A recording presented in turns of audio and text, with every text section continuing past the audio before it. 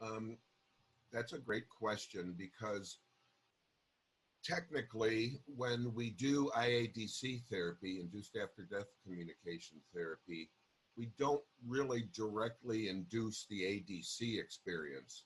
Instead, we induce a frame of mind that simply makes a spontaneous ADC much more likely. And to explain that a little more, my procedure is based on a derivation that I discovered, a derivation of EMDR, which is a very powerful brain-based therapy. And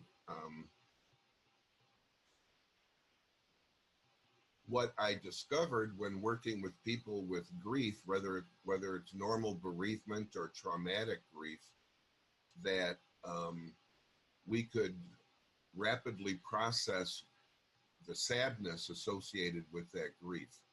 And I see sadness as at the very core of grief. Of course, there are many other attendant emotions that go with sadness. There's oftentimes anger, oftentimes guilt, and so on. But what we have found that when we rapidly process that core sadness with this powerful brain-based procedure, and the sadness diminishes,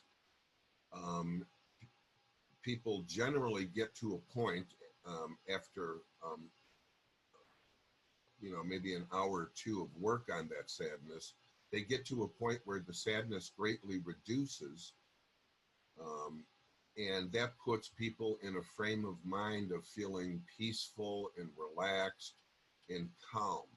And when they are in that state, additional eye movements, and again, firing up that higher processing in the brain with the eye movements, naturally leads people to an ADC experience.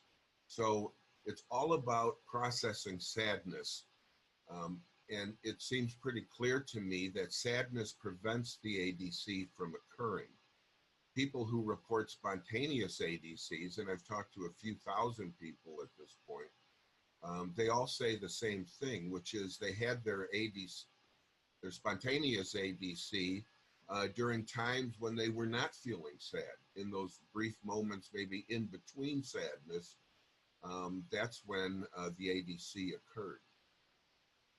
Sometimes I have parents come in, and I remember a recent case I had. Parents come in and they lost a daughter, and they did not have any spontaneous ADCs with their daughter, but their neighbor did. And of course, the daughter had a message for the neighbor to give to her parents, but the parents asked me, why didn't our daughter come through to us?